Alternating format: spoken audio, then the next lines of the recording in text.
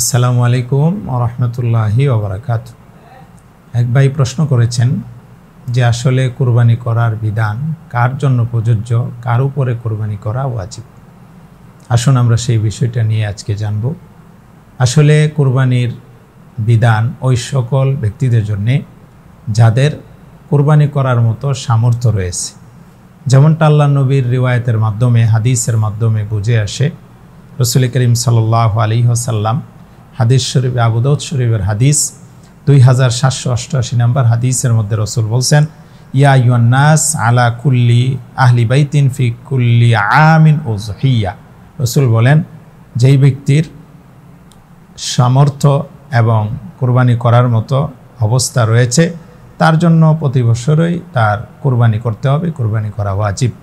সামর্থ্যের বিষয়টা রাসূল করিম সাল্লাল্লাহু আলাইহি সাল্লাম ইবনে মাজাহ শরীফের হাদিসের মধ্যে পরিষ্কার ভাষায় বলছেন, ক্বালা রাসূলুল্লাহি সাল্লাল্লাহু আলাইহি ওয়াসাল্লাম, মান কানা লাহু সাআতুন ওয়া লাম ইউদাহি ফালা ইয়াকরাবান্না মুসাল্লানা। যেই রিওয়ায়াতে পরিষ্কার রাসূল বলছেন, মান কানা লাহু সাআতুন, যে ব্যক্তির সামর্থ্য আছে। সামর্থ্য থাকার অর্থ হলো যে ব্যক্তির নেসাব পরিমাণ সম্পত্তি মালিকানা হাসিল আছে, অর্থাৎ নেসাব পরিমাণ সম্পদ যার আছে ওই ব্যক্তির উপরে কুরবানি করা ওয়াজিব। তবে এখানে একটা বিষয় লক্ষণীয়, সেটা হইল কুরবানির নেসাব আর যাকাত ফরজ হওয়ার নেসাব দুইটা সমপরিমাণের।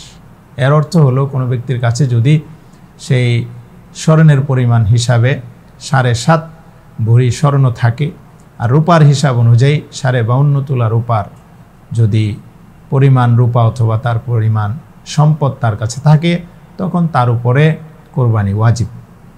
সেই যাকাতের নেসাব এবং কুরবানির নেসাব এক, অভিন্ন। তবে পার্থক্য শুধু এটুকু, যাকাতের জন্য শর্ত হলো 1 বৎসর সেটা গত হতে হবে, পার হতে হবে, তারপরে তার উপরে 1 বৎসর পরে তার উপরে যাকাত ফরজ হবে।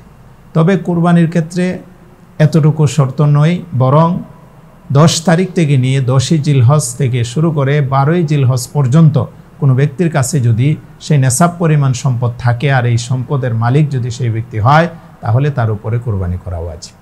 সুতরাং পরিষ্কার হলো এই কথা যে 10 তারিখ থেকে নিয়ে 12 তারিখ, এই 3 দিন, 10, 11, 12, এই 3 দিন কুরবানির দিনগুলাতে যদি কোনো ব্যক্তির নেসাব পরিমাণ সম্পদের মালিকানা হাসিল হয়, সে যদি মালিক হয়ে থাকে, তাহলে অবশ্যই তার উপরে কুরবানি করতে হবে।